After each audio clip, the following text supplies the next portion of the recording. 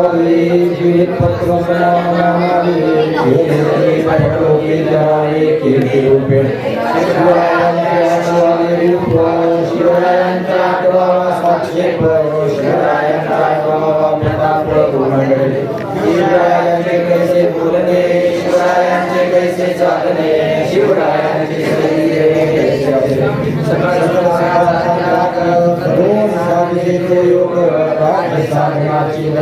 कैसे करावे विशेष तरी तुम्हारे पुरुष आता विशेष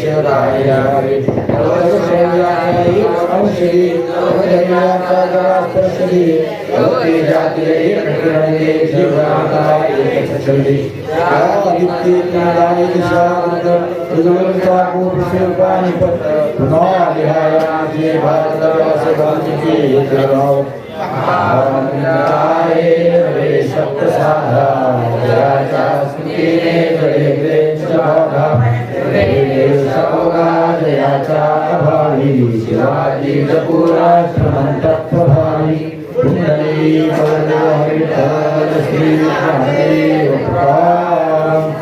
मौली ज्ञानेश्वर महाराज की जय, जगद्गुरु तुकाराम महाराज की जय, छत्रपति शिवाजी महाराज की जय, धर्मवीर संभाजी महाराज की जय, सद्गुरु महाराज की जय।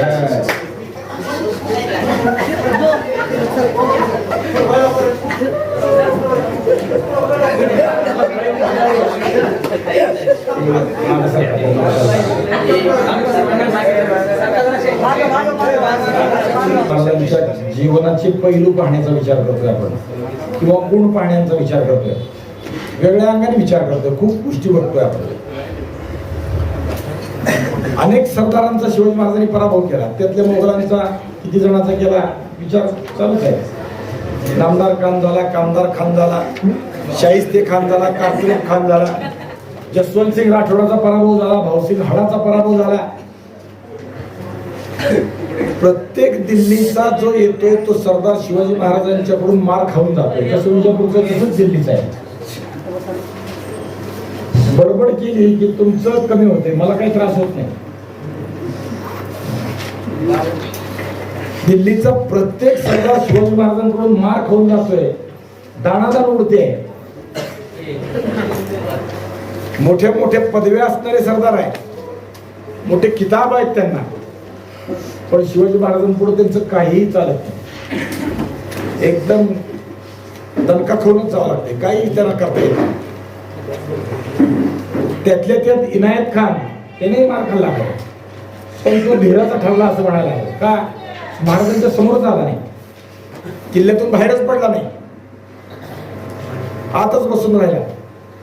त्यामुळे युद्धाची पाळीच नाही. त्यामुळे शिवाजी महाराजाचा तडाखा खाल्ला असं नाही म्हणता येणार, पण सुरत लुटली म्हणजे त्याने तडाखा खाल्लाच. सुरतेची दाराला उठवून बसला म्हणजे काय? हे सगळे झालेले पराभव मोगल बादशाह औरंगजेबाला अत्यंत जिव्हाळ्याला लागत होते, भयानक त्रास व्हायला लागला. वारंवार असे सगळे सरदार जात आहेत, मार खाऊन येत आहेत. असंच राहिलं तर मोगलपतीची शान काय राहिली? दिल्लीपती राजा म्हणून आपण काम करतोय, त्याचं काय कर्तृत्व राहिलं असं त्याला वाटायला लागलं. म्हणून काहीतरी केलं पाहिजे, काहीतरी केलं पाहिजे. शिवाजीवरती एखादा माणूस पाठवला पाहिजे, पण जो पाठवतो तो मार खाऊन येतो. त्यामुळे स्वतः आपणच जावं आणि शिवाजीचा विषय संपून यावा असा त्याचा विचार आहे. पण शिवाजी नुसता समुद्रावर आपलं भूमीवरती बरोबर झालाय असं नाही, तर तो समुद्रावरही आपल्या आता गलबत बुडवायला लागलाय. मुघलाचा आरमार संपुष्टात आणायला लागलाय. मुघलाचा आरमार समुद्रातही मार खात आहे. काय करावं? बुद्धी चालणार. आपण असं करू, दर रविवारी तुमच्यातल्याला बोलायला, म्हणजे काय बोलायचं असतं ते पण लक्षात येईल. तयारी करून या. पुढच्या रविवारी कोण पण बोलतो. खाली बसून बोलणं, गप्पा मारणं वेगळं, आणि वर बसून बोलणं, उभारून बोलणं वेगळं. मोगलांच्या सरदारासारखी उभारले की अवस्था होते. मग शिवाजी महाराज पुढे गेल्यावर कसं होतं? जाणीव ठेवता आली पाहिजे आणि त्यातून बाहेर पडता आलं पाहिजे धीरानं, तरच उभारता येईल. नाही तर मग कधीच जन्मात कीर्तन प्रवचन करता येणार नाही.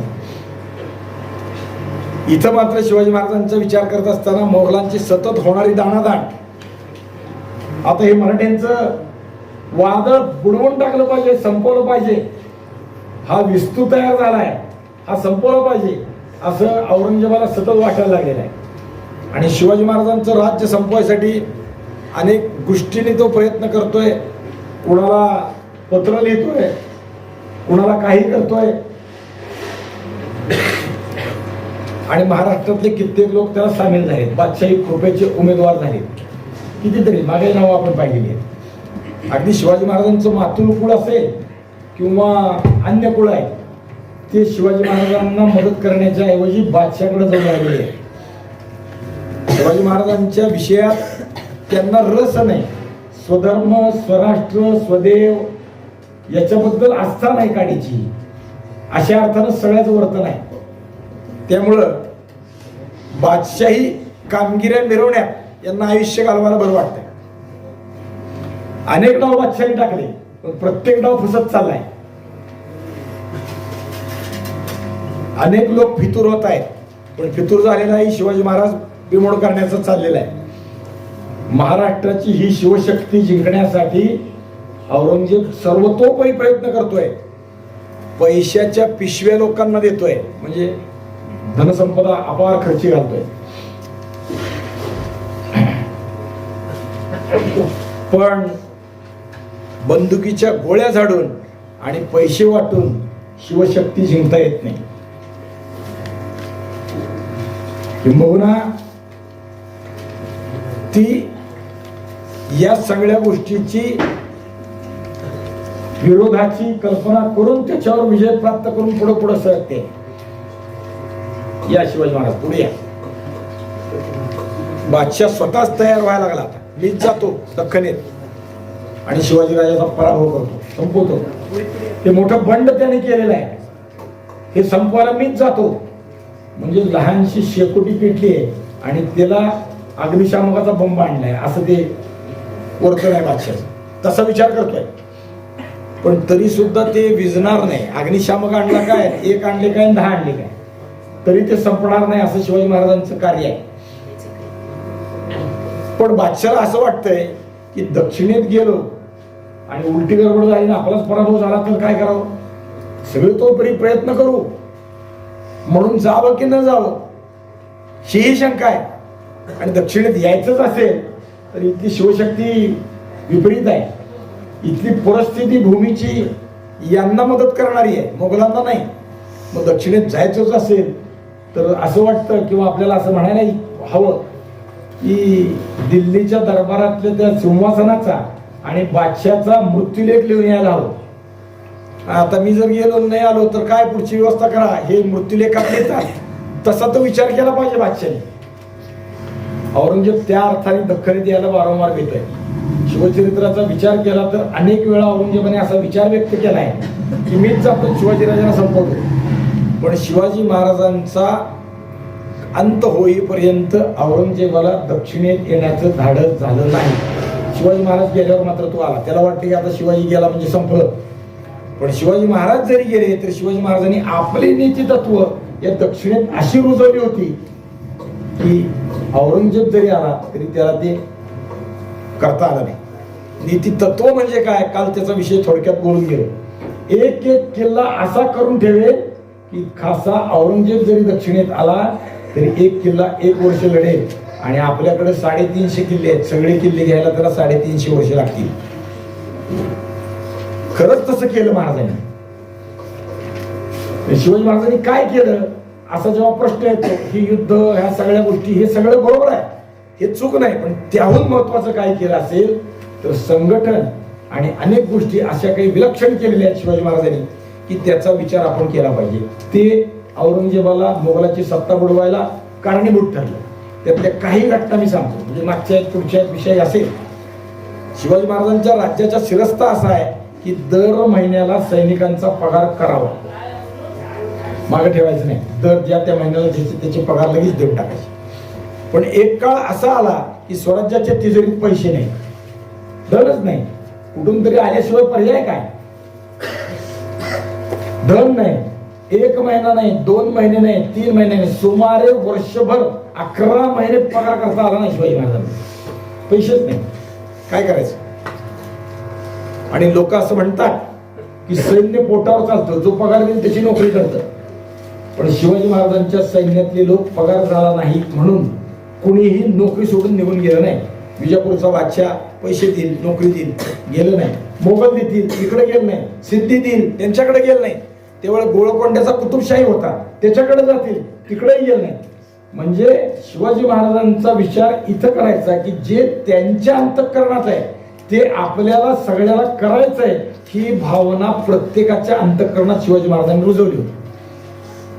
म्हणजे शिवाजी महाराजांना काय करायचं हे प्रत्येकाला कळत होतं. त्यात आपल्याला जे करता येईल ते केलं पाहिजे म्हणून प्रत्येक जण प्रयत्नशील होता. कदाचित त्यासाठी आपण पगारी नोकरी करत जरी असलो, नोकरीचे पैसे नाही मिळाले तरी चालतील, पण काम तेच करायचं आहे. आज नाही उद्या पैसे येतील. आपली भावना काय आहे हा विचार शिवाजी महाराजांनी प्रत्येकाच्या मनात पेटता ठेवला. आपल्याला स्वधर्माचं राज्य आणायचं आहे, आपल्याला स्वतःचं राज्य निर्माण करायचं आहे. आपल्याला धर्माचं राज्य नाही, केवळ राज्यकर्त्याने राज्य निर्माण करून राज्य निर्माण होत नसतं. त्याच्यासाठी जनतेच्या प्रत्येकाच्या मनात ती ज्योत पेटावी लागते. ती शिवाजी महाराजांनी पेटवली. त्याचं प्रत्यंतर खूप ठिकाणी शिवचरित्रात दिसतं. हे त्यातलं एक. शिवाजी महाराजांचा शौलचा कारभारी, त्याला एक फिरस्ता प्रवासी या देशात आला. सविस्तरानं मुद्दामून सांगत नाही, ती उत्सुकता तुमची शिल्लक राहू द्या, थोडक्यात सांगतो. आणि तो फिरता फिरता आल्यावर त्यांनी विचारलं, पासपोर्ट असतो का नाही असतात तेव्हा त्याला दस्तक म्हणायची. ते दस्तक घेऊन या देशातून त्या देशात जायचं होतं. तो स्वराज्यात आला, ते दस्तकाला शिक्के मारून घेऊन, शेरे मारून घेऊन पुढे जायचं होतं. आणि त्यांनी चौलमध्ये मग त्या लोकांशी चर्चा केली की तुमच्या राजाची इच्छा काय आहे, तुमच्या राजाचं म्हणणं काय आहे, तुमचं राज्य शिवाजी राजा म्हणजे काय आहे. तेव्हा त्या राजाची इच्छा काय आहे, चौलच्या म्हणजे शिवाजी महाराजांच्या एका ठाण्याच्या सामान्य अंमलदाराने असं म्हणून त्यांनी सांगितलं की माझ्या राजाची इच्छा गंगेच्या उगमापासून सिंधूच्या पैलतऱ्यापर्यंत सगळं राज्य ते स्वराज्य निर्माण करण्याची इच्छा आहे. लक्षात येत आहे ना. आज दुर्दैवानं त्यातला काही भाग पाकिस्तानात आहे, काही भाग बांगलादेशात आहे. तर शिवाजी महाराजांची इच्छा केवढी आहे, गंगेच्या जो भाग समुद्राला मिळतो तिथं पासून ते सिंधूच्या पैलतीरापर्यंत सगळ्या मुलखाचं स्वराज्य करायचं आमच्या राज्यात. ही शिवाजी महाराजांची इच्छा प्रत्येकाच्या हृदयात त्यांनी पेटवलेली आहे. म्हणजे शिवचरित्र काय होत आहे ते प्रत्येकाकडून होत आहे हे आपल्याला कळतंय. आणि त्याचं प्रत्यंतर औरंगजेबाला पुढच्या काळात आलं. शिवाजी महाराज हयात असेपर्यंत तो महाराष्ट्रात आला नाही. शिवाजी महाराजांच्या पश्चात आला, इथं गदारोळ केला. तुम्हाला असं वाटेल की औरंगजेब आला आणि गेला, असं नाही आहे. 27 वर्ष त्याने महाराष्ट्रात घातले शिवाजी महाराजांनी निर्माण केलेलं स्वराज्य बुडवण्यासाठी. नुसते 27 वर्ष नाही, मुघलाचा सगळा खजिना त्याला इथं संपवावा लागला. नुसतं तेवढं नाही, मुघलांची एक पिढी, 25 वर्षाची एक पिढी झाली जाते, एक पिढी महाराष्ट्रात गेली. म्हणजे औरंगजेबाबरोबर आलेले काही लोक त्यांना याच छावणीत पोरं झाली, पोरं करती झाली, युद्धात मेली. एक पिढी गेली, मुघलाचा खजिना संपला. तरी महाराष्ट्र संपवता, महाराष्ट्र म्हणजे शिवाजी महाराजांनी निर्माण केलेलं राज्य त्याला संपवता आलं नाही. राजा मारला म्हणजे संभाजी महाराजांची हत्या केली. कशी केली, काय केली सगळं आपल्याला माहित आहे. राजाची राजधानी संपवली, रायगड पाडला, जिंकलं. धनसंपदा घेतली. सेनापती नाही, राजा नाही, राजधानी नाही, पैसे नाहीत, तरीही या महाराष्ट्रातल्या लोकांनी औरंगजेबाला तोंड दिलं. नुसतं तोंड दिलं नाही, त्याचा पराभव केला. त्याला जिवंत माघारी जाता आलं नाही. याच महाराष्ट्रात त्याला मारावं लागलं. हे शिवचरित्रातलं गम्य आहे. ओळखणं जे आहे ते हे आहे. आपल्याला कळलं पाहिजे ते हे आहे. हे कशामुळे झालं, शिवाजी महाराजांनी निर्माण केलेल्या प्रेरणेमुळे झालं.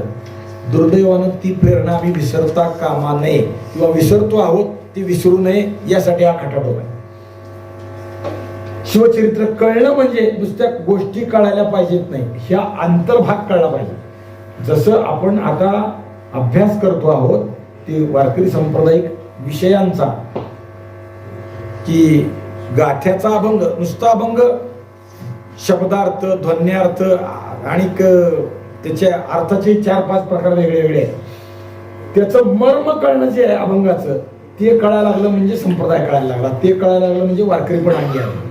तसं शिवाजी महाराज कळण्यासाठी चरित्रातल्या नुसत्या कथा उपयोगाच्या नाही आहे, त्याचं मर्म आपल्याला कळून घेणं हे आपल्याला कळलं पाहिजे. शिवाजी महाराज म्हणतात काय, वागतात काय, हा सगळा भाग त्या अर्थाने आपण समजून घेतला पाहिजे, तर आपल्याला शिवचरित्र कळेल. आणि त्या अर्थाने करीत असलेल्या या सगळ्या मोगलांचा पराभव आणि औरंगजेबाचं वर्तन, तो कधीही शिवाजी महाराजांना किंवा आपल्या लोकांना, संभाजी महाराजांना, नेताजी पालकराला आदरार्थी बोलत नाही. काफार, कुत्ते की औलाद, सुवर की औलाद अशी वाक्य वापरतो. पण त्याची भावना काय, मी मुस्लिम राष्ट्र निर्माण करायला लागलो, प्रत्येक मुस्लिमाचं कर्तव्य आहे की त्यांनी मला मदत केली पाहिजे, हे त्याचं म्हणणं आहे. इराणच्या बादशाचं, इराणच्या त्या खलिफाचं राज्य मला भारतात आणायचं आहे, हे त्याची वाक्य आहे. त्याच्यासाठी तो सोमनाथ फोडतो, सोमनाथात कोणी पूजेला गेला तर त्याला मारायचा प्रयत्न करतो. लहान मोठी मंदिरं, मग ते कृष्णाच्या मंदिरापासून ते पंढरपूरच्या विठोबाच्या मंदिरापर्यंत सगळे मंदिर फोडण्यासाठी प्रयत्नशील आहे. नवे तुकडी निर्माण करतो आणि पाडतो. आणि मग त्या अर्थाने त्या मंदिराचं रक्षण करणाऱ्या शिवाजी महाराजांचा पाडाव करण्यासाठी तो माणसं पाठवतो. आणि सगळे माणसं पराभूत झाल्यावर त्याला असं वाटतंय की आता मीच जावं, किंवा असा कोणीतरी तारेवर असावा की जो शिवाजी राजाचा पराभव करेल. तो सतत भीतोय शिवाजी राजांच्या बद्दल. पुढे खूप मोठा विचार आहे. शिवाजी महाराज आणि ते काय विचार करतात एकमेकांच्या बाबतीत. आपल्याला दिल्लीच्या सिंहासनावर बसायचं आहे किंवा हे सगळं राष्ट्र हिंदू राष्ट्र करायचं आहे, स्वराज्य करायचं आहे, तर आपल्याला औरंगजेबाशी सामना करावा लागेल.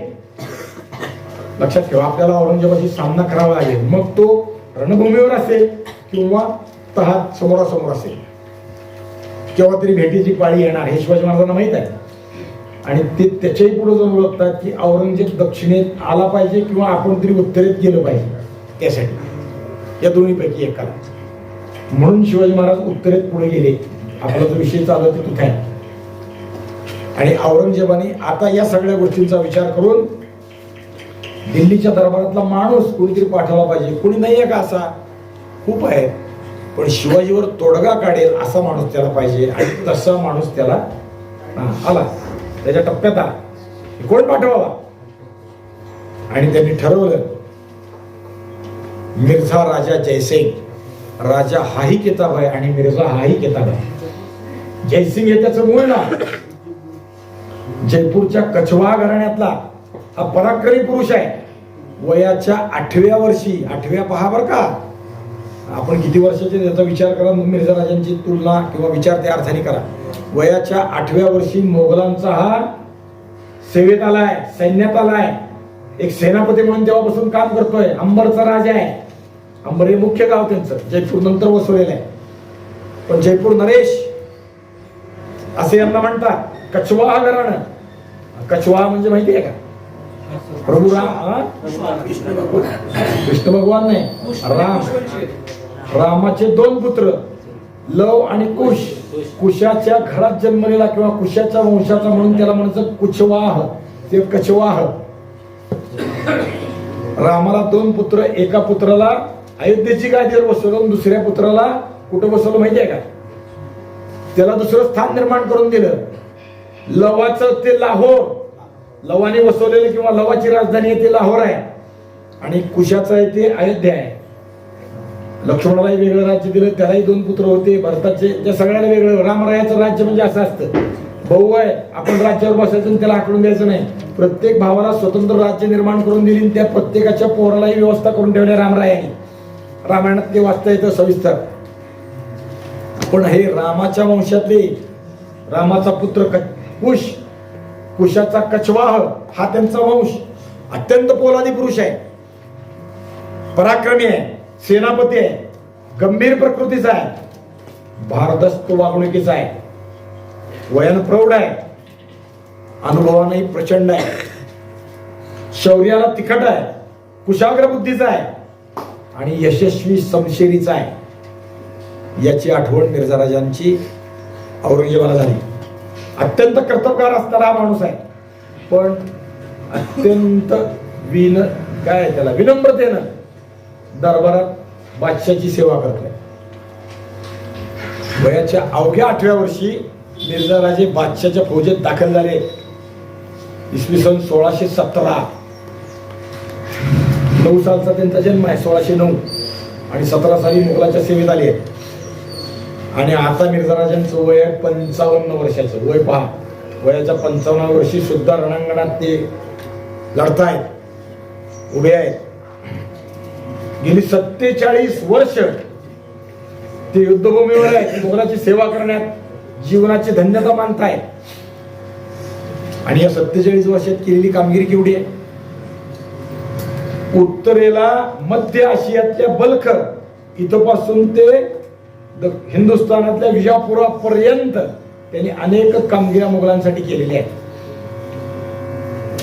याबरोबरच पूर्वेला मोगीर ते पश्चिमेला कंधार इथपर्यंत त्यांनी सगळा भारत अनेक कामगिऱ्या करून यश संपादन केलेला माणूस आहे.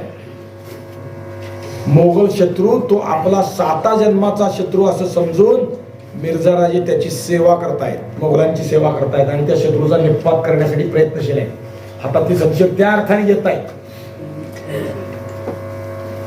मिर्झा राजे विद्वान आहे, अनेक भाषा ते सफाईनं बोलतात. एक मराठी बोलत तर आपली धारण उरते.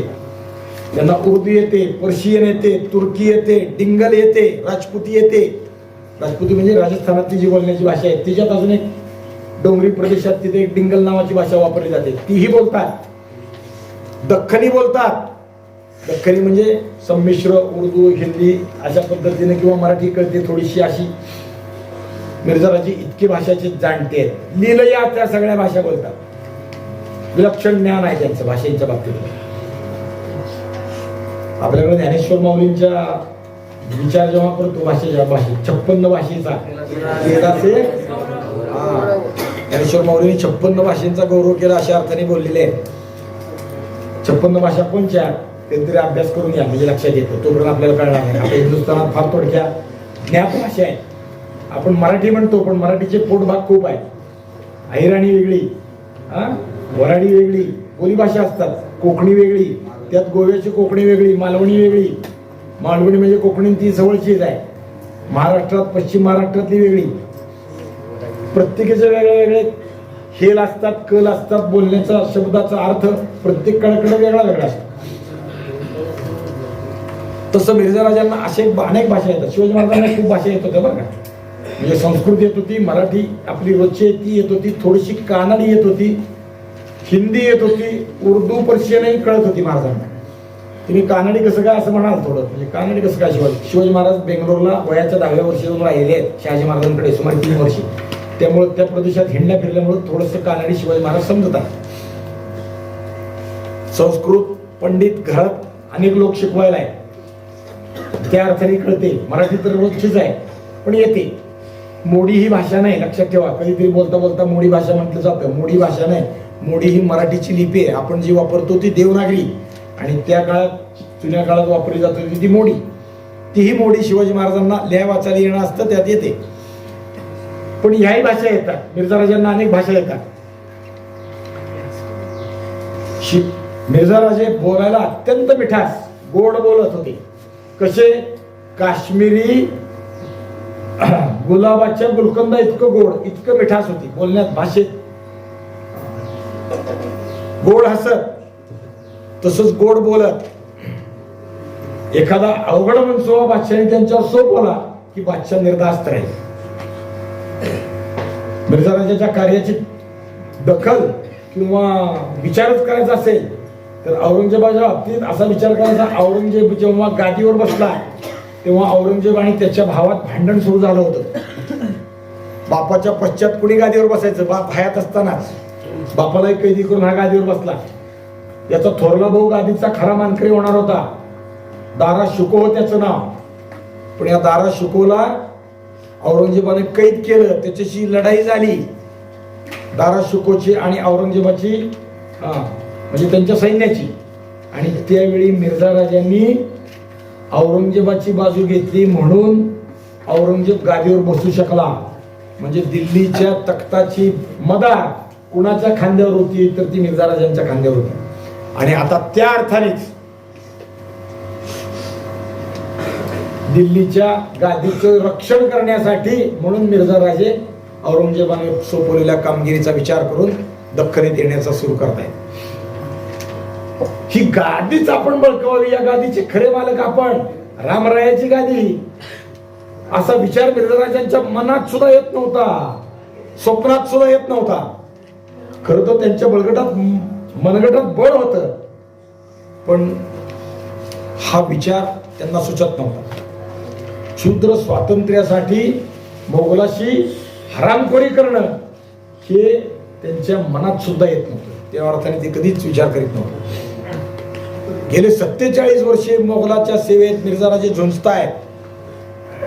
त्यामुळे वैभवाच्या शिखरात ते लोळतायत. घोडे, राजवाडे, हत्ती, धनसंपदा, जहागीर, अनेक गावाची बक्षीस, अनेक लोकांची मनसब मिर्झा राजांना आहे.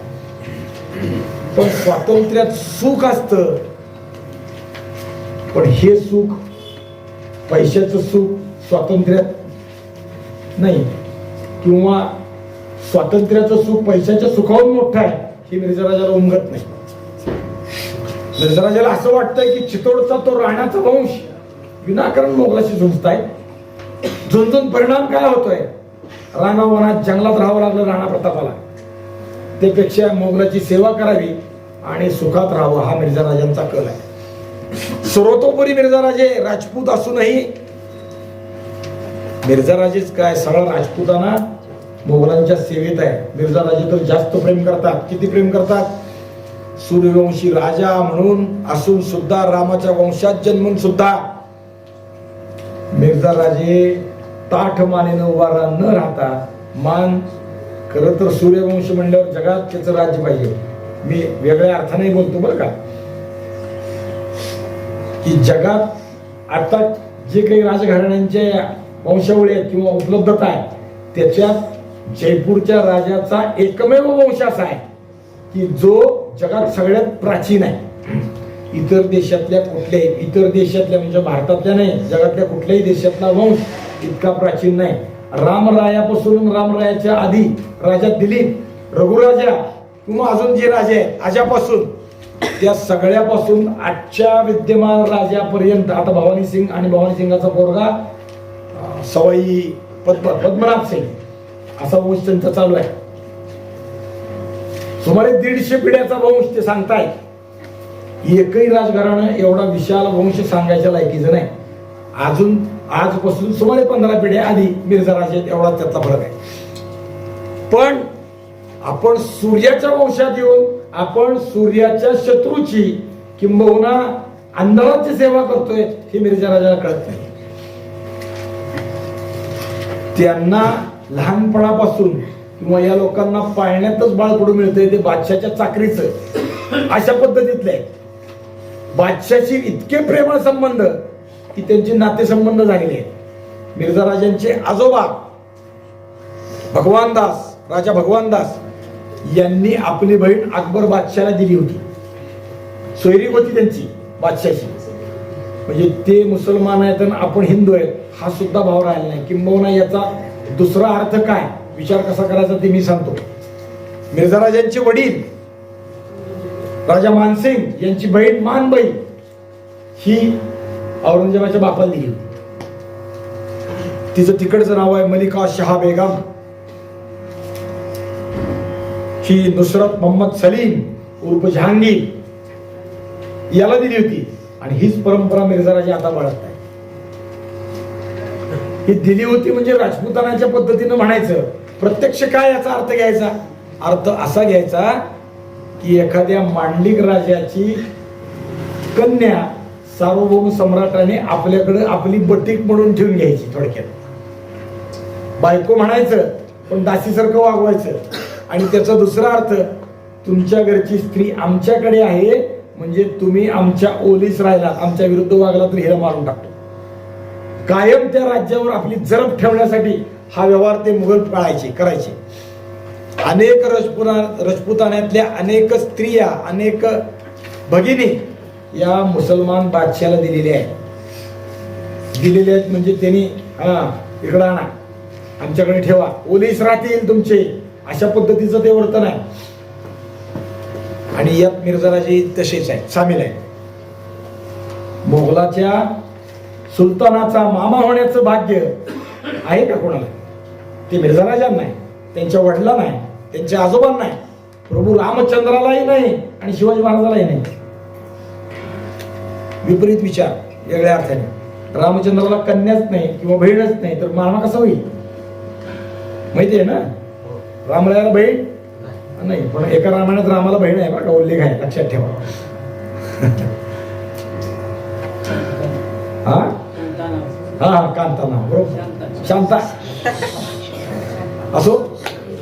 पण मिर्झाराजे असे आहे, रामाच्या वंशात असून रावणाची सेवा करताय. रावणच हा, दुसरा काय? 14 चौकड्याचं राज्य असणारा कोण? रावण. विपरीत धर्म वागणारा कोण? रावण. वेदाची किंवा आमच्या पुराण पुरुषांची, रामाची असो, कृष्णाची असो, अन्य अवतारांची असो, निंदा करतो, ते फोडतो, ते मोडतो, ते अवताराचं महात्म्य कमी करण्याचा प्रयत्न करतो तो रावण. दुसरा काय? त्या अवताराची पूजा करणाऱ्या लोकांना त्याज्य मानतो तो रावण, तो औरंगजेब. पुढे संभाजी महाराजांनी त्याला रावण म्हटलेलं आहे बरं का. रावण म्हटले ते संभाजी महाराजांना जेव्हा कैदी करून औरंगजेबाच्या समोर उभं केलं तेव्हा त्यांच्या बरोबर एक कवी कलश, त्यांचे परम मित्र आहेत, ते दोघे व्युत्पन्न पंडित आहेत. कवी कलश शीघ्र कवी आहेत आणि संभाजी महाराजही कवी आहे, किंवा संभाजी महाराज कवी आहेत, माहिती आहे ना, संस्कृत काव्य उत्पन्न आहेत त्यांचं. तीन ग्रंथ आहेत, लक्षात ठेवा, संभाजी महाराजांचे. तर ते कवी आहेत आणि ते दोघांना कैदी अवस्थेत उभं केलंय. युद्धभूमीत अंगाला जखमा झाल्यात, रक्त वाहत आहे, हातापायात बेड्या घातल्या आहेत, साखळदंड लावले आहे. आणि औरंगजेबाच्या समोर उभं केल्यावर कवी कलशाला ते म्हणतात, कवीजी बोलो क्या है. आणि कवी कलशाने तिथे एक काव्य केलंय, एक मोठं काव्य आहे. त्याच्या ओळी किंवा मथितार्थ सांगतो, ते व्रजभाषेत आहे. यावन रावण की सभा में शंभो बंदेव बजरंग, असं ते म्हणतात. त्याचा अर्थ, यवन रावणाच्या सभेत बंदी अवस्थेत संभाजीराजे तुम्ही बजरंगासारखे उभे आहात. शेंदूर अंगाला लावल्यामुळे जसा बजरंगाच्या अंगाला शेंद्रामुळे लाल रंग आलेला असतो, तसं युद्धभूमीत झालेल्या जखमामुळे तुमचंही शरीर लाल भडक झालेलं आहे. पण कसं झालंय तर जसा काजवा चमचम करत असतो तेव्हा त्याचा उजेड लोकांना बरा वाटतो, पण जेव्हा त्याच्याच काजव्याच्या समोर सूर्य उगवतो तेव्हा काजवा बदरंग होतो, खद्योत होत बदरंग. काजवा त्याचा रंग उडून जातो सूर्यापुढे, तसा तुम्ही इथं या सभेत उभारल्यामुळे औरंगजेबाचा रंग उडून गेलेला आहे. आणि नुसतं तेवढंच नाही तर तुम्हाला खडी ताजीम देण्यासाठी औरंगजेबाने तव तप तेज निहारके तखत तेजो आवरण, तुमच्या तपाचं तेज पाहून औरंगजेबानं आपलं तख्त सोडलं आणि खाली येऊन तुमच्या तो पाया पडतो. कारण औरंगजेबाला संभाजीराजाला समोर उभारलेलं पाहून भगवंताला, म्हणजे काय त्यांचा काय म्हणायचं आपण त्याला म्हणू, अल्लाह असो काय असो, त्याचे आभार मानण्यासाठी त्याने तख्तावरून खाली आला, नमाज पडला, खाली उभार, खाली बसून. इतकं त्यानं ते भावून होऊन गेलं आणि त्याच्यावर हे काव्य केलं, तव तप तेज निहारके तखत तेजो आवरण. पण संभाजी महाराज कुठं, मिर्झाराजे कुठं, हा विषय म्हणजे संभाजी महाराजांचा विषय आपण करतोय तो कशा अर्थाने करतोय लक्षात ठेवायचं. लहानपणापासून मोगलाची सेवा संभाजी महाराजांच्या स्वभावात ते नाही, मिर्झाराजांच्या स्वभावात ते. या मिर्झाराजांची औरंगजेबाला आठवण झाली, औरंगजेबाने तशरीफ फरमावली, राजांना बोलवून घेतलं. मोठ्या विश्वासाने ते हजर झाले. अनेक कामगिऱ्या त्याच्यावर दिलेल्या आहेत, सगळ्या कामगिऱ्यात विजय संपादन केला. आता आता मिर्झा राजांवर त्यांनी नवी कामगिरी सोपवली. दक्षिणेवर जा, दख्खनवर जा आणि शिवाजीराजाचा पराभव करा. मिर्झाराजांनी होकार दिला. मिर्झाराजे निघाले. मोठ्या विश्वासाने ही कामगिरी दिली. पण दरबारात गौरव केला, सगळं केलं, पण सेना मोठी दिली, पण औरंगजेबाने बरोबर लोक दिले. त्यात एक माणूस दिला. लोक दिले म्हणजे अनेक सरदार दिले. काय काय नाव आहेत पुढे आपण खूप विचार करायचा. त्यात एक माणूस दिला, दिलेर खान पठाण. हा नायब म्हणजे दुय्यम दर्जाचा म्हणून मिर्झा राजाच्या मोहिमेत दिला. दिलेर खान मुद्दामून एक राजपूत आणि दुसरा पठाण. का? राजपुतावर एवढी सेवा करून आयुष्याच्या आयुष्य पिढ्यानपिढ्या घालूनही औरंगजेबाचा विश्वास नाही, म्हणून हा जोड पायात बेडी घातल्यासारखा गुंता घालून दिला. औरंगजेबाच्या विश्वासातला आहे हा. दिलेर खान पठाण हा विश्वासातला आहे. हा आपल्या भागातला नाही, म्हणजे हिंदुस्थानी पठाणातला नाही, तो मूळचा बाहेरचा आहे. दोघे शूर आहेत, दोघे वीर आहेत, दोघे शेर आहेत, दोघे दिलेर आहेत. तारीख 30 सप्टेंबर 1664 या दिवशी ही मोहीम रुजू झाली, सुरू झाली. मिर्झा राजेंना मोहिमेला तयारी लागली. आग्र्यात असो किंवा दिल्लीत असो सैन्य जमा व्हायला लागलं. बोलवून घेतलं सगळ्यांना आणि मिर्झा राजे आता निघणार. पण ही मोहिमेचा ही मुहूर्त औरंगजेबाने ठरवलेला आहे. केव्हा जायचं, दरबारात मान सन्मान करून केव्हा पाठवायचं. मिर्झा राजांच्या निस्बतीला अजून कोण कोण लोक द्यायचे त्याची डोक्यात योजना चालू आहे. फक्त ही मोहीम सांगायचा दिवस औरंगजेबाच्या डोक्यात म्हणजे कच्चा आहे, पण प्रत्यक्ष दरबारात करायचं जे आहे त्याचा दिवस त्यानं ठरवलाय. ते फरमान वर्षातून एकदा, बढत्या किंवा बदल्या हा भाग औरंगजेब वर्षातून एकदा करायचा. त्याच्या वाढदिवसा दिवशी दरबार भरवायचा आणि त्या दरबारात सगळं सांगायचं. आता वर्षातून वाढदिवस किती असतो? एकदाच. कोण म्हणलं? तारीख तिथीनं असतो वाढदिवस, तारखेला करायचा नाही कधी. आता ते सगळंच आपलं तारखेवर चालतंय, त्यामुळे आपल्याला लक्षात येत नाही. पण औरंगजेब वर्षातून 2दा वाढदिवस करायचा. त्याची भानगड अशी होती, एकदा ते मुसलमानी कालगणनेचे 2 प्रकार आहेत. त्या दोन्हीच्या पद्धतीत बसायचा. एकदा शमसी सालाप्रमाणे आणि दुसऱ्यांदा कमरी सालाप्रमाणे. कालगणनेचा गणिताच्या हिशोबाने 2दा वाढदिवस करायचा. यंदाचा त्याचा शमसी सालगिऱ्याचा वाढदिवस हिजरी 1075 रबी उस्मानीच्या 19व्या चंद्राला येत होता आणि त्या दिवशी त्याच्या रिवाजाप्रमाणे ते दरबार भरवण्याचं ठरवलं. मोठ्याच्या मोठा दरबार सगळा भरवायचा आणि त्यातून हे सगळ्या नेमणुका करायच्या. त्याचा 47वा वाढदिवस होता. लक्षात ठेवा. कितवा?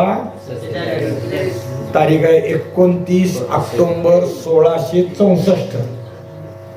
दरबार भरवला. 46 वर्ष पूर्ण झाली. अजून किती उरली होती कुणाला माहित असतात की तुमचे आयुष्य किती आहे, किती वर्ष. पण औरंगजेब मात्र म्हणायचा की मी 125 वर्ष जगणार आहे.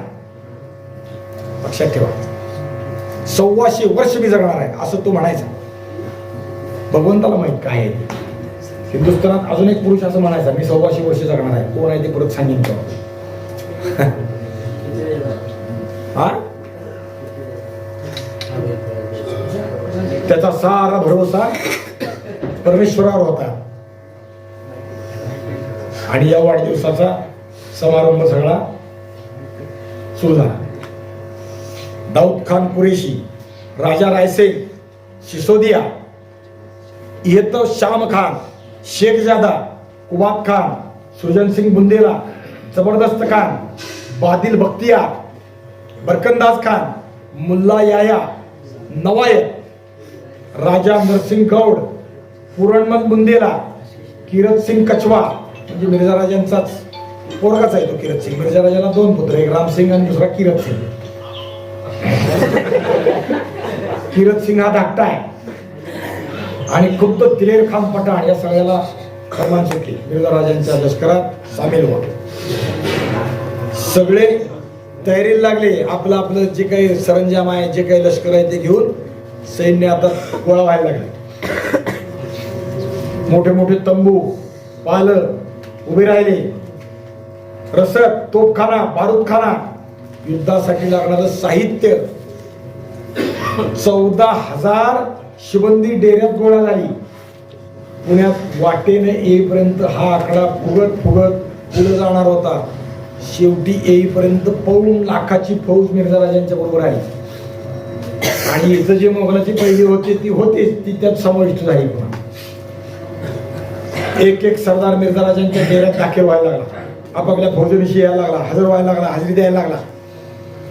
मगाच्या यादीशिवाय पुढचे नाव आहे कुतुबुद्दीन खान, उदयराज मुन्शी. उदयराज मुन्शी हा मिर्झा राजाचा दिवाण आहे. सगळी रोजची लिखापडी करायचं काम तो करतो. मुन्शी याचा अर्थच दिवाण. त्यात 2 असतात प्रकार, बक्षी आणि मुन्शी. पुराण ते असतं, कुणी खाजगीकडचा कारभार पाहायचा आणि कुणी लष्करी कारभार पाहायचा, ह्याच्या नेमणुका केलेल्या असतात. रोजची लिखापडी सगळी.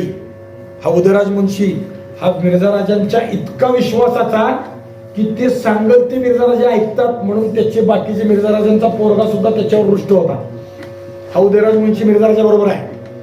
उग्रसेन कछवा, जानी बेग, बक्षी, गाझी बेग हेही सरदार आले. तोफखान्याचा दरोगा म्हणजे मुख्य सरदार म्हणून मिर्झा राजाने एका प्रख्यात माणसाला बरोबर घेतलं. त्याचं नाव आहे निकोलाव मनुची. हा इटलीचा आहे. इटली म्हणजे लक्षात येत आहे का? हा का नाही येत? इटलीत इटलीत इथे यायचं, राज्य करायचं, ही जुनीच धारणा आपल्याकडे असल्यासारखं आहे. तो इटलीचा आहे. पण हा मिर्झा राजा मोगलांचा तोफखान्याचा प्रमुख म्हणून काम करतोय, गोलंदाज म्हणून, उत्तम म्हणून काम करतोय. याला त्यावेळी दिवसाला 14 रुपये पगार होता, लक्षात ठेवा. व्हेनिस शहराचा रहिवासी आहे. तो मोठा चाणाक्ष आहे, चौकस आहे. यानं आता विषय निघाला म्हणून सांगतो, पुन्हा ते पुढाला निघत नाही निघत मला माहित नाही. याने मोगलाची अनेक वर्ष सेवा केली, पुढे सोडून दिली आणि डॉक्टर म्हणून काम केलं. त्यावेळेस डॉक्टरीचं तंत्र तो शिकला आणि डॉक्टर म्हणून काम केलं. हिंदुस्थान फिरला. मूळ इटलीतून तो प्रवासी म्हणून आला, इथं आला, राहिला आणि इथून पुढे डेव्हलप अशा पद्धतीने झाला. काबूल पासून ते कन्याकुमारी पर्यंत फिरला. आणि त्याने असे स्टोरी द मोगल या नावाचं इटालियन त्याच्या भाषेतलं एक मोगलांचं त्यानं अनुभवलेलं जे काही आहे ते सगळं लिहून काढलं होतं. स्टोरी द मोगल त्याचं इंग्लिश भाषांतर पुढे प्रकाशित झालं. हा असतानाच याच्या हयातीत ते पुस्तक प्रकाशित झालं होतं, स्टोरी द मोगल. त्याचं इंग्लिश भाषांतर प्रकाशित झालं आणि त्याचं मराठी भाषांतर आपल्या लोकांनी केलेलं आहे. ते असे होते मोगल नावाने. या निकोलाव मुनीचं चरित्र किंवा प्रवास वर्णन अशा पद्धतीने ते उपलब्ध आहे. अनेक गोष्टी त्यात आहेत. मी कुठे गेलो, काय झालं, शिवाजीराजाची माझी भेट केव्हा झाली, कसं फिरलो, शिवाजीराजांनी माझ्या बसून म्हणजे चौकशी काय केली, हे सगळं त्यांनी त्यात लिहिलेलं आहे. तो पंढरपूरला येऊन गेलाय निकोलाव मुनीची, लक्षात ठेवा. पंढरपुरात तो आला फिरताना आणि पंढरपुरात महाद्वारात आल्यावर गावात दरोडा पडला. दरोडेखोरांनी धनुष्यबाणानं ढाल तलवारीने गावातल्या लोकांची त्याची लढाई झाली, दरोडेखोरांची गावकऱ्याची. आणि महाद्वारात दरोडेखोरांनी गावाला लुटून नेलं असं त्यांनी लिहिलेलं आहे. मी एका दुकानाच्या फळी मागे लपून बसलो, म्हणजे एका दुकानात जाऊन आत लपलो. दरोडेखोरांनी दरडवणी केली, ज्याच्या त्याच्या वस्तू काढून घेतल्या. मलाही त्यांनी दम दिला आणि मी माझ्या गळ्यातली सोन्याची साखळी, हातातली अंगठी काढून दुकानाच्या बाहेर फेकली. दरोडेखोर निघून गेले असं त्यांनी त्यात लिहिलेलं आहे. या निकोलाव मुनीजीनं अनेक गोष्टी केल्या, लिहिलेल्या चरित्रात त्यांनी खूप लिहिलेल्या. त्यात त्यांनी अजून काय केलं तर मुघल दरबारचं दरबारी चित्रकार आहे, त्याच्याकडून वशिला लावून त्याला पैसे खायला घालून दरबारी चित्राच्या कॉप्या करून घेतल्या. आणि त्या स्टोरी द मोगलमध्ये ते सगळे चित्र त्यांनी इथून ते व्हेनिसला पाठवले आणि ते तिकडं प्रकाशित झालं. ते पुस्तक मूळ उपलब्ध आहे. त्यामध्ये अनेक लोकांची चित्र आहेत. त्यात शिवाजी महाराजांचं चित्र आहे, लक्षात ठेवा. खूप चित्र आहेत. बादशाची चित्र आहेत, दिल्लीतल्या लोकांची आहेत, राजपुतांची आहेत. त्यात शिवाजी महाराजांचं पण चित्र आहे. ते जे जगात सगळीकडे प्रसिद्ध आहे. शिवाजी महाराज घोड्यावर बसलेत, खाली काही लोक शिवाजी महाराजांच्या बरोबर चाललेले आहेत, वर डोंगराच्या आडून दाखवलेले आहेत. ते चित्र या निकोलाव मनुचीनं मोगल दरबारातल्या लोकांना पैसे देऊन करून घेतलेलं आहे. त्यामुळे ते चित्र आपल्याला शिवाजी महाराजांची शिवकालातली तत्कालीन छापलेली म्हणण्यापेक्षा उपलब्ध असलेली चित्र फार कमी आहेत. त्यातलं हे एक चित्र आहे. फार कमी आहेत म्हणजे कमीच आहे, 12 का 14 चित्र आहेत. त्या चित्रावर एक स्वतंत्र पुस्तक आहे. चोरीदा मोगल जसं आहे ना तसंच नुसतं शिवाजी महाराजांची चित्रे या नावानं पुस्तक आहे. कधी मिळालं तर वाचा. शिवाजी महाराजांची शिल्पे या नावानं चित्र आहे, हे पुस्तक आहे, वाचा. तो निकोलाव मनुची इथं शिवाजी महाराजांच्या विरोधात मिर्झा राजांच्या बरोबर तोफखान्याचा प्रमुख म्हणून आलाय. औरंगजेबाला कुर्मिसात केला आणि मिर्झा राजे आता निघाले. दिलेर खान यावेळी बरोबर नाही आहे, तो त्याच्या वतनावर आहे, म्हणजे जहागिरीचं गाव आहे तिथं आहे. तिथून तो परस्पर मिर्झा राजाला येऊन मिळणार आहे. मिर्झा राजे चाणाक्ष आहेत, हुशार आहे. औरंगजेबाने आपला पायात हा खोडा का घातलाय बरोबर ओळखून आहे.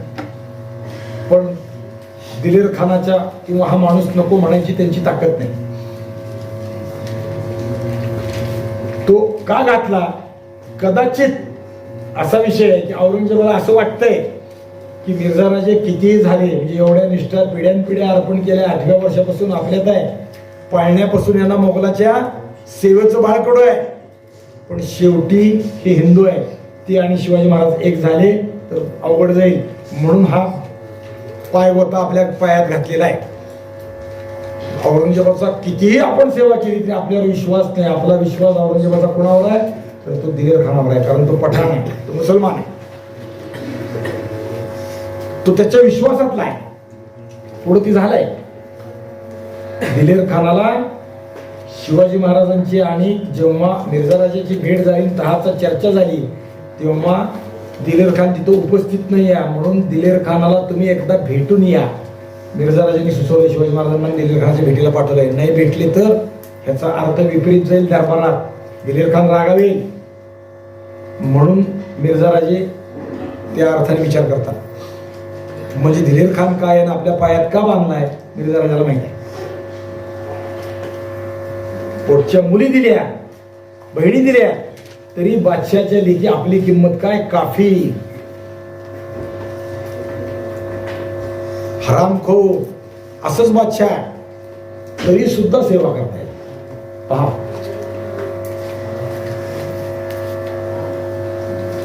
किंचितही त्यांच्यात फरक पसरत नाहीये, पडत नाहीये. आणि आता मिर्झा राजे स्वराज्यावर चालून निघाले. वार्ता शिवाजी महाराजांपर्यंत आल्या, पण शिवाजी महाराजांना वार्ता कळाली की महाराज पुढच्या कामात आहे. आणि 6 जानेवारी 1665 या दिवशी शिवाजी महाराजांनी आपल्या आईची पौष अमावस्येच्या दिवशी सूर्यग्रहण आहे म्हणून तुळा केली महाबळेश्वरात. काल ती सविस्तराने तुळा पाहिली आपण. मिर्झाराजे निघाले. तारीख 9 जानेवारी 1665 मिर्झाराजांनी नर्मदा ओलांडली. हंडियापाशी घाटातून पुढे आली, हंडियाचा घाट ओलांडला, नर्मदा ओलांडली. मिर्झा राजांच्या डोक्यात आता अनेक विचार सुरू झाले, अनेक योजना सुरू झाल्या. शिवाजी राजाचा पराभव करायचा आहे तर काय केलं पाहिजे, कसं वागलं पाहिजे, आणि त्यासाठी मिर्झा राजे योजना करायला सुरू झाली. काय करावं, शिवाजीला सगळीकडून लोळापांगळा करावा हा त्यांचा विचार आहे. आणि त्यासाठी त्यांनी आपल्या डोक्यात चक्कर चालवायला सुरुवात केली. शिवाजी भोसल्यांविरुद्ध शत्रू कोण कोण आहे, मोगल बादशाह एकटाच त्याचा शत्रू आहे असं नाही. मग शत्रू कोण आहेत, विजापूरचा आदिलशाह, गोवळकोंड्याचा कुतुबशाह, जव्हार आणि कोळवणातले कोळीराजे, सिद्धी जोहर पोर्तुगीज, गोव्याचे पोर्तुगीज, तसे इंग्रज, डच, हॉलंडचे ते डच, ही सगळे शिवाजी राजाची शत्रू आहेत. मग यांना आपण आपल्या जवळ केलं पाहिजे हा विचार त्यांच्या डोक्यात सुरू केला. आणि त्यासाठी त्यांनी आपल्याकडचे माणसं जे आहेत ते त्यांना दूत म्हणून पाठवले. या प्रत्येकाकडे वेगळे वेगळे लोक पाठवले. जा, पत्र दिलं, या सगळ्यांना भेटा प्रत्येकाला, आणि आम्ही दिल्लीतनं स्वारीला आलो आहोत, शिवाजीराजाचं राज्य बुडवणार आहोत, समोर संपवणार आहोत, तुम्ही आम्हाला सामील व्हा, आम्हाला मदत करा. आमच्या रक्षणासाठी आम्ही समर्थ आहे, पण उद्या तुमचं राज्य शिवाजी संपवणार आहे, सगळे आपण एक होऊ आणि शिवाजीराजाचं राज्य संपवू, म्हणून मिर्झाराजे प्रयत्नाला आहे. नुसतं एवढंच नाही, मिर्झाराजांनी शिवाजी महाराजांचे शत्रू असणारे विजापूर दरबारातले लोक आहेत, पण जावळीचे मोरे, फाजल खान असे जे लोक आहेत, या सगळ्यांकडे माणसं पाठवले, दूध पाठवले, पत्र पाठवले, आम्ही हे करतो आणि तुम्ही आम्हाला सामील व्हा. कोण कोण पाठवलं पत्र, काय काय झाले, बाकीच्यांनी काय करायचं ठरवलं, याचा विचार जो आहे तो आपण उद्या करू. आज इथंच थांबू. कुंडली गौरे हरे विठ्ठल श्री ज्ञानेश्वर तुकाराम विठ्ठल.